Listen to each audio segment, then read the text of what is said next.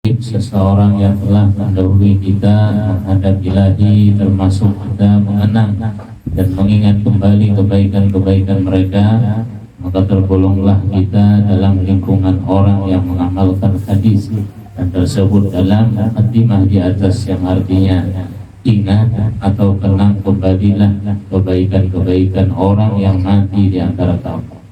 Apalagi membaca manaqib seorang aulia Allah seperti Datu kita Syekh Muhammad Arsyad, yang kita yakini bahwa beliau adalah seorang waliullah. Maka ketika dibaca manaqib beliau di dalam suatu majelis, niscaya Allah turunkan beberapa rahmat atas orang yang membacanya dan orang yang hadir mendengarkannya, sebagaimana disebutkan di dalam hadis inda dzikril auliya dan bil rahman. Artinya ketika dibaca hikayat aulia itu, diturunkan Allah beberapa rahmat atas orang yang membacanya dan yang hadir mendengarkannya. Syekh Muhammad Arsyad Al-Banjari dilahirkan di tengah-tengah keluarga yang saleh dan salehah dari pasangan suami istri yang bernama Abdullah dan Aminah. Dilahirkan pada malam Kamis 15 Safar 1122 Hijriah atau 19 Maret 1710 Masehi pukul 3 dini hari di suatu kampung yang bernama Lugabang. Menurut tulisan Alim al-Allamah Haji Muhammad Khatib dan Alim al-Allamah Pangeran Ahmad Mufti bin Syekh Muhammad Arsyad Al-Banjari menerangkan tentang riwayat singkat orang tua Syekh Muhammad Arsyad Al-Banjari adalah wa kana Abdullah Banjar hindiyatan mansya'an wa Lugabang maskanan wa khabran wa kana najjaran wa habiban sultan. Dalam tulisan tersebut di atas jelas bahwa Abdullah orang tua Syekh Muhammad Arsyad bukan asli orang Banjar. Beliau datang dari Jati dan menetap tinggal di Lugabang sampai akhir hayat beliau dan mempunyai keahlian dalam seni ukir kayu, dan beliau termasuk orang yang dikasihi sultan pada masanya. Dalam usia belita, sifat-sifat Syekh Muhammad Arsyad dan keistimewaannya serta kecerdasannya sudah tampak dan melebihi teman sebayanya, sehingga sultan pada waktu itu sangat perhatian terhadap beliau dan ingin membawa ke istana untuk tinggal bersama sultan dan belajar kepada guru-guru agama di keraton atau istana. Dalam usia lebih kurang 7 tahun, Syekh Muhammad Arsyad dibawa ke istana atau keraton dan berpisah dengan kedua orang tua semata-mata karena untuk belajar. Begitu tinggi himmah beliau, semangat beliau dalam belajar, sehingga rela melepaskan kesenangan bersama kedua orang tua. Hal ini tentunya tidak terlepas dari upaya kedua orang tua beliau yang mendoakan sejak beliau dikandung di dalam rahim ibu beliau agar anak yang sedang dikandung menjadi seorang yang alim dan zahid. Selama di istana atau keraton, beliau sangat disayangi oleh guru-guru beliau dan pengawal di istana. Sopan santun, ramah tamah terhadap sesama dan rajin dalam belajar adalah merupakan pakaian sehari-hari beliau, sehingga dalam waktu relatif singkat beliau sudah menguasai berbagai bidang ilmu.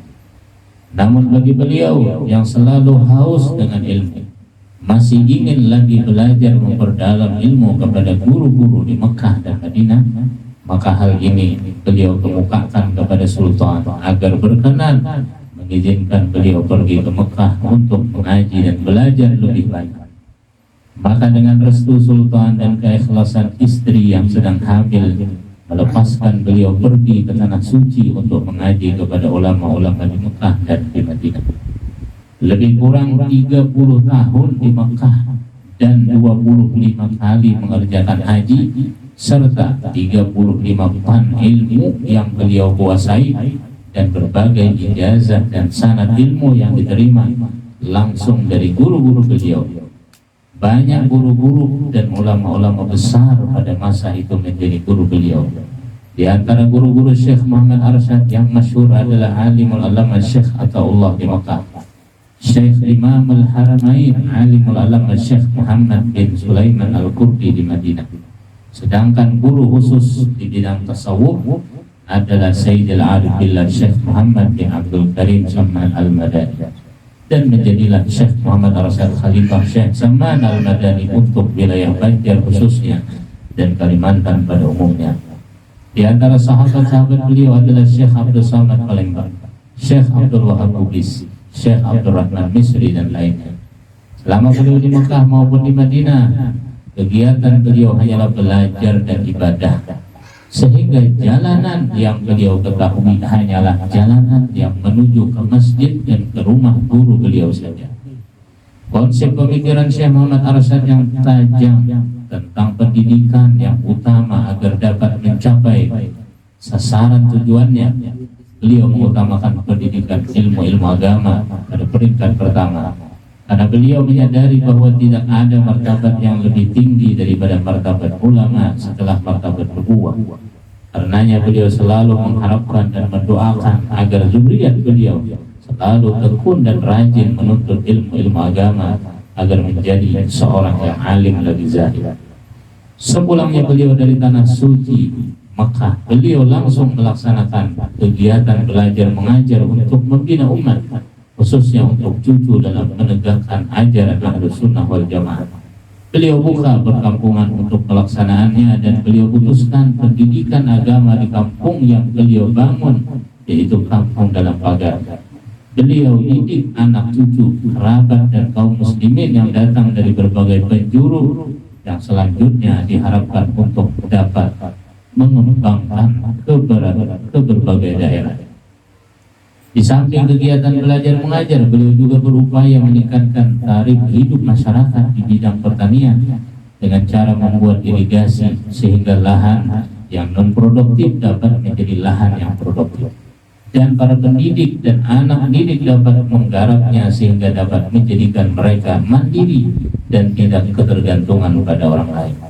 Setelah sekian lama kegiatan belajar mengajar terlaksana dan pertanian sudah maju serta penghasilan masyarakat pun sudah meningkat, maka untuk tersebarnya dakwah Syekh Muhammad Arsyad ke segenap penjuru, maka beliau kirim anak murid dan anak cucu serta kerabat yang sudah alim dan mampu mengemban misi dakwahnya yang telah beliau gariskan ke berbagai daerah dan pelosok. Seperti alim al-allamah Qadhi Haji Abu Nuaim bin Syekh Muhammad Arsyad, beliau kirim ke negara dan mendapat zuriat yang alim-alim di sana.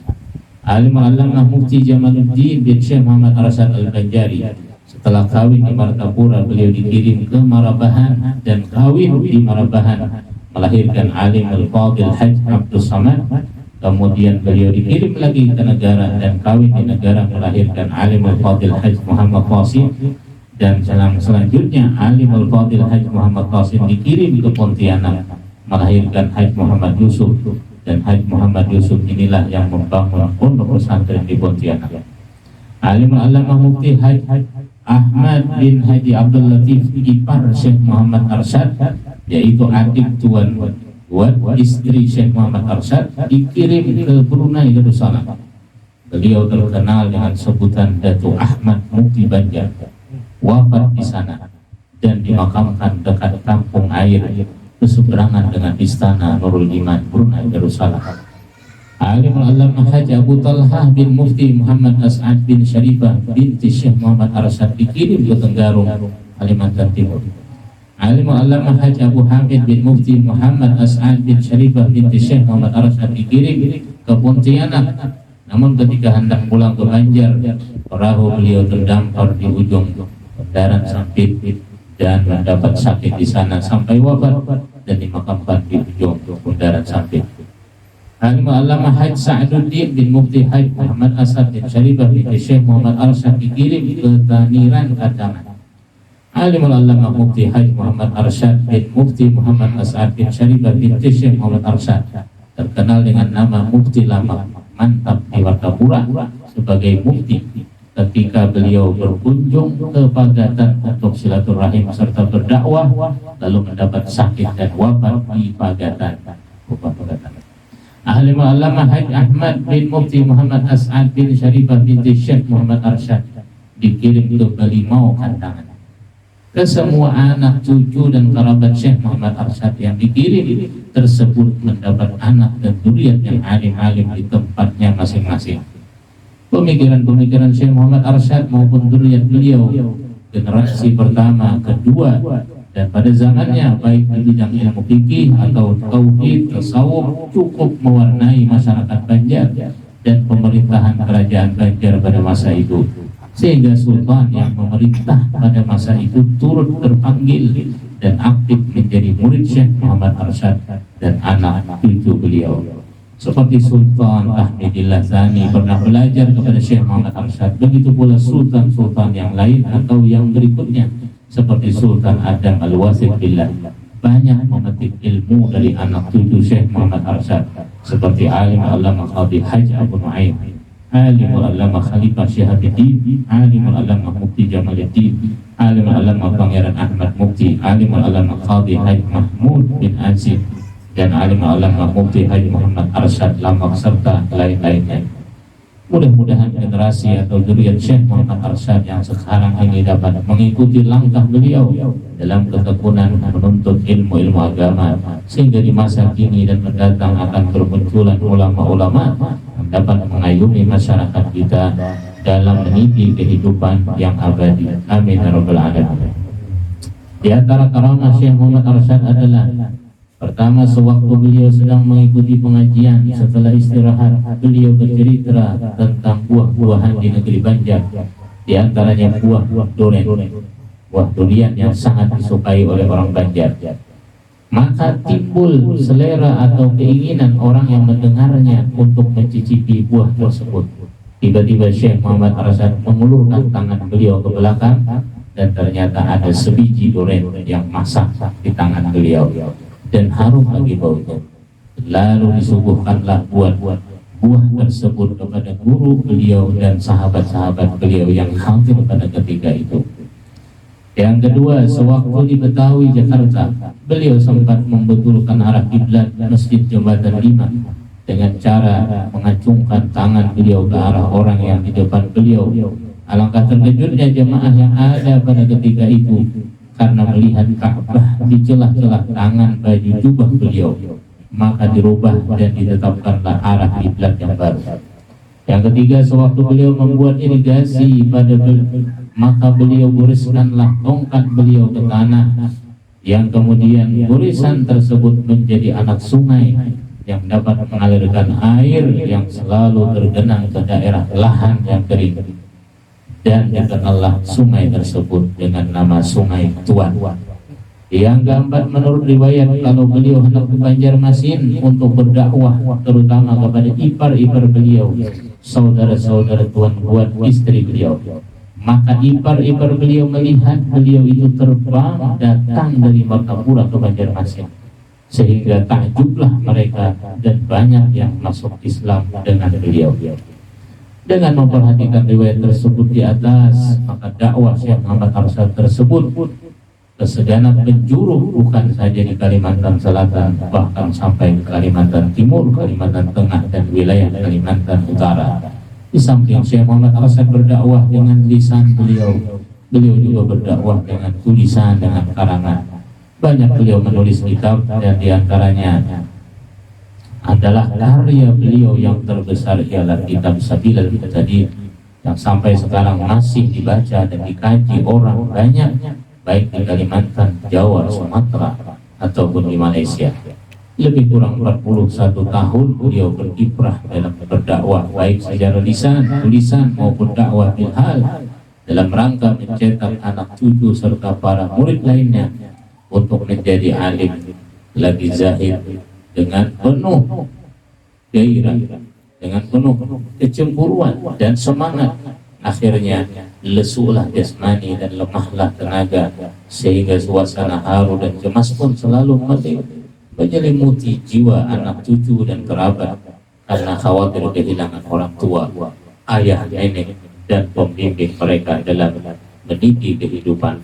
Akhirnya kecemasan dan kekhawatiran ditinggalkan tak dapat dielakkan lagi, karena pada malam Selasa tanggal 6 Syawal 1227 Hijriah, Jadduna Maulana Syekh Muhammad Arsyad pergi meninggalkan anak cucu, kerabat, para murid yang mencintainya menghadap Khalik Rabbul Izzah antara Isya dan Maghrib di rumah beliau di dalam pagar.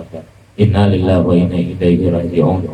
Awan mendung yang telah menutup kecerahan daerah kerajaan Banjar, terutama di kampung dalam pagar dan sekitarnya, ini menumpahkan air dengan derasnya seiring dengan derayan air mata.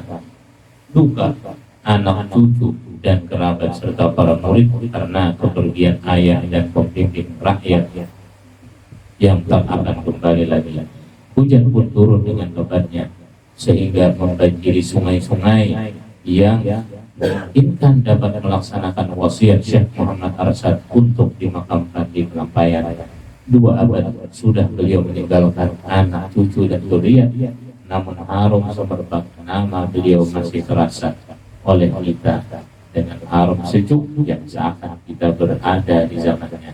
Allahumma hulla ruhahu fi mahallil abrar wa taghammadahu birrahma ana al-laili wan nahar birahmatika ya rahim ya ghaffar waj'al lahum fi qabrihi diya wa nur wal fusha wa surur wal bahjatu wal innaka malikun rabbur ghafur.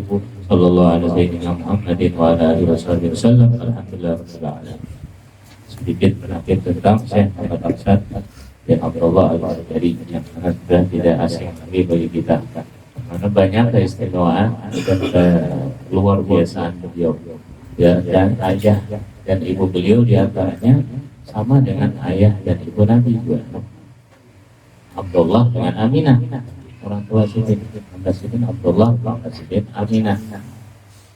Luar biasa itu. Kemudian beliau termasuk ulama yang dikenal bukan hanya di tempat kita, namun sampai ke negeri Arab sana orang kenal, sampai dibicarakan oleh ulama-ulama dunia. Karena di antara orang yang mengambil beliau ini bertemu dengan pengarang Syarah Ihya Syekh Murtada Az-Zabidi. Kalau kita mengambil sanad Ihya itu ada jalurnya sampai kepada Datuk Pelampayan langsung kepada pengarang Syarah Ihya Syekh Murtada Az-Zabidi dari Yaman, dari Zabid, ulama-ulama Zabid. Nah, ada ikhwan kita mengambil sanad ke Zabid sana, ternyata ada nama Datuk Pelampayan di sanadnya itu. Di Zabid sana dikenal. Dan kalau yang kitab Sabilul Muhtadin ini termasuk kitab ibadah yang sangat besar, mungkin kitab Melayu terbesar dalam bab ibadah itu kitab Sabilul Muhtadin. Kalau kita baca, kalau kita lihat karangan-karangan ulama Aceh, karangan ulama Thailand, yang sebesar kitab Sabilul Muhtadin. Dan orang-orang di luar negeri pun macam di Singapura, kita pernah di Hadramaut ketemu orang Singapura, lalu kenalan kan dari Banjar, Masya Allah, saya mau mentaksan, kami membaca di Sabilul Muhtadin di Singapura pun aja, di Brunei ada membaca, Malaysia ada keturunan Syekh Muhammad Arsyad.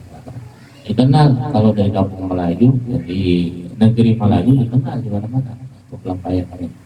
Karena kitab beliau Sabilul Muhtadin itu kitab terbesar. Dan kalau orang membaca kitab Sabilul Muhtadin itu beliau ambilannya dari kitab Tuhfah, kemudian mengambil kitab Nihayah. Kalau mungkin orang akan mendalami kitab Sabilul Muhtadin itu sekala sama orang belajar Fathul Mu'in di pesantren. Sabilul Muhtadin itu ambilannya yang tinggi-tinggi itu. Tinggi-tinggi itu. Makanya kalau orang menguasai itu, orang kampung betul-betul belajar kitab Sabilul Muhtadin, saing aja lah sama santri yang belajar Fathul Mu'in. Karena mengambil di Tuhfah, di Nihayah, di sarah-sarahnya. Kalau Fathul Mu'in itu murid sedikit ajarnya. Sehingga ambil daripada yang besar-besar ambilannya. Dan kitab beliau karena beliau hidup di zaman penemui zaman Belanda, juga ada Pelampayan. Tapi bahasa beliau karena melanglang buana, jadi mengaji beliau 30 tahun di Mekah, 25 kali haji dengan sanggupnya. Menakib tuan guru sampai sekarang ini ada namanya ini sih, nah 30 tahun ada nih tahun 3 tahun ya, ini 30 tahun menguasai 30-an ilmu masuk juga ilmu kalam, ilmu macam-macamnya, beliau ilmu zahir, batin kan. Itu pun beliau masih anak mengaji lagi ke Mesir. Setelah 30 tahun di Makkah dan Madinah masih anak ke Mesir. Lalu dan Syekh Muhammad Sulaiman Kurdi, ini guru Sidin Madinah, Sidin dari Mesir. Syekh Muhammad Sulaiman Kurdi ini dibuat di dalam kitab buku yang besar Sidin, ada fatwa dikarang oleh Habib Abdurrahman Masyhur dari Hadramaut. Ada fatwa dibuat itu termasuk yang ditulis fatwanya Syekh Sulaiman Kurdi, Syekh Muhammad Sulaiman Kurdi. Ada nilainya rumusnya masalah waktu Kurdi. Sulaiman Kurdi itu asalnya beliau di Mesir. Nah, lalu yang Syekh Sulaiman Kurdi ada perlu Mesir karena belajarnya di Madinah dengan Syekh Sulaiman Kurdi. Karena ilmu-ilmu Mesir itu sudah ada pada aku, cukup pengajian apa aja. Jadi dari ke Mesir itu sampai urus ini cukup Syekh Muhammad Sulaiman Kurdi mempelajari ilmu-ilmu Mesir sana. Ya, nah, itu ketemu dengan Syekh Saman. Zaman yang Syekh Saman akhirnya tasawuf. Dari tasawuf yang mengambil tarekat temannya. Mana dari segi umur lebih tua dari orang lain, lebih awal orang lain lahir dari Syekh Saman. Nah itu sejaman juga menemui zaman-zaman apa yang ini menemui zaman-zaman awal di mana Syekh Ahmad Sawi itu pengarang kitab Sawi itu sejaman juga sejaman dengan Muhammad bin Abdul Wahab Salafi Wahabi sejaman itu zaman itu pelampaian. Kalau membaca bagaimana gigihnya beliau mengutamakan dua anak, keluarga, saudara, ipar itu sama seperti Rasulullah pada awal-awal Islam. Beliau berdakwah dan beliau surung itu keluarga beliau. Kalau terjadi perang tanding itu yang sidin surung Sayyidina Ali sepupu, yang sidin surung Sayyidina Hamzah kawan sidin, yang sidin surung Abu Ubaidah, yang sidin surung keluarga sidin lebih dahulu. Jadi itulah ada penyampaian yang dalam berdakwah itu anak cucu beliau, menantu beliau, kemudian juga dengan ipar beliau kirim ke mana-mana. Jadi kiprahnya kalau semangat orang-orang dahulu itu lebih dahsyat daripada kita. Kalau orang dahulu itu bisa dikenal, bisa terkenal itu bisa luar biasa. Karena ulang-ulang buahnya itu ada penyampaian mana sampai bahasanya dalam Sabilal Muqtadim itu ada 5 bahasa itu masuk akal sama. Makanya belajar kitab Sabilal Muqtadim ya harus pakai kamusnya. Kamus kitab Sabilal Muqtadim ada. Kadang ada dibuat bahasa Thailand, mungkin bahasa Belanda, mungkin ada terbuat. Jadi itu yang perlu dikamusin. Kadang-kadang bahasa Melayu ini lebih sulit dari bahasa Arab. Pernah baca bahasa Melayu apa? Mengembalikan gambarnya itu nyak mana nyak? Karena beliau ini hidup ya kita di zaman sekarang itu pergaulan beliau itu luas. Luasnya pergaulan orang dahulu itu kan dari mulut ke mulut aja. Kalau kita Facebook cuma anaknya zaman jalan langsung zaman ketika pelajaran langsung sampai seginian kau melihat. Kalau sekarang mudah-mudahan ada. Jadi kalau orang dahulu itu memang terkenal di jujur terkenal ilmuwan beliau diakui bukan hanya di tanah Melayu tapi di negeri-negeri Arab pun terkenal alhamdulillah karena beliau termasuk orang yang bersanad di sana. Jadi namanya beliau itu Syekh Yasin Al-Badani dia muslim di dunia banyak beliau juga sanad beliau sampai kepada orang lain. Syekh Nawawi Al-Badani ada riwayat menyebutkan beliau bertemu ada beberapa klien menyebutkan karena betul memang ada sanad beliau juga Syekh Nawawi Al-Badani sampai kepada Datuk Berbayang ini. Jadi luar biasa karangan-karangan beliau itu kalau ini masyarakat Banjar ini misalnya dijadikan karangan-karangan atau penyampaian sebagai landasan ilmu al-sunnah wal jamaah untuk Kalimantan itu cukup sudah. Kita jika beliau itu lengkap, beliau meninggali kita baik dari ilmu tauhidnya, ilmu fikihnya, ilmu tasawufnya, baca ilmu tauhid, ilmu akidah, kitab Tuhfatul Ragibin ya. Lalu dijadikan nama masjid dengan panggilan Tuhfatul Ragibin. Kemudian fikihnya Sabilul Muhtadin, kemudian ilmu ma'rifatnya Kanzul Ma'rifah. Banyak lagi kita beliau, ada sebagian manuskrip tadi belum dicetak, ada juga kan. Jadi sungguh luar biasa jasa beliau kepada kita, meninggalkan karangan dakwah beliau, meninggalkan buku, meninggalkan kuliah di mana-mana. Artinya sangat benar kalau beliau juga digelar dengan kutbul bilad.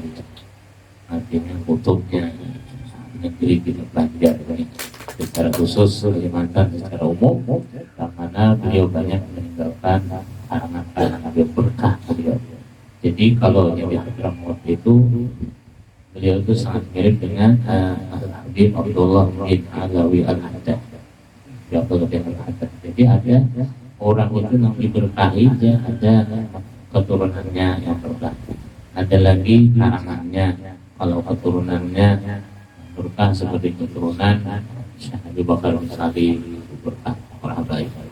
Kalau karangannya yang banyak berkah seperti karangan Imam Ghazali, itu Sayyidul Musannifin, pemimpinnya daripada orang yang mengarang Imam Ghazali. Tapi kalau kita di Banjarnya, Datuk Lampaiannya termasuk ke semuanya. Beliau baik dengan karangan beliau, baik dengan tulisan beliau, baik dengan dakwah beliau, baik dengan zuriat beliau, mewarnai daripada negeri Banjar ini dan Indonesia dan dunia pada umumnya. Sampai ke Brunei kan ada durian, yang sampai ke Malaysia, luar biasa.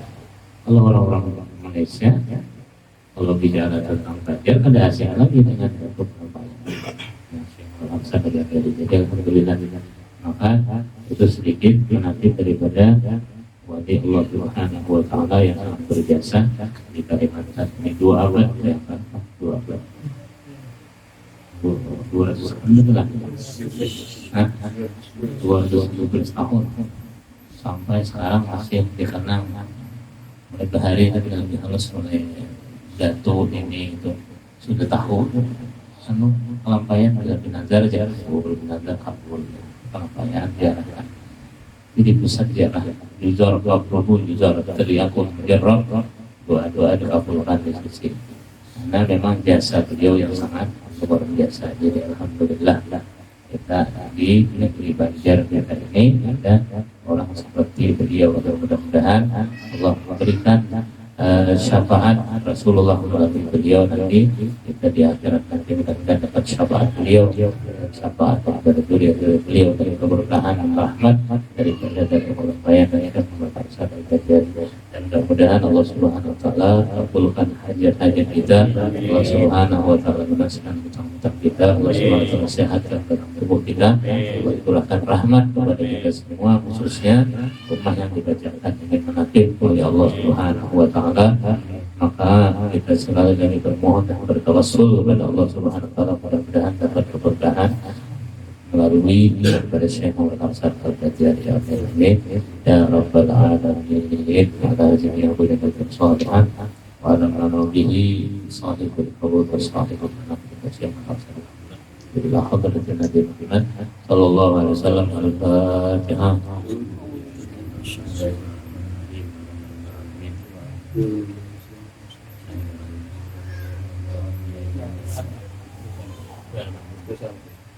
Allahumma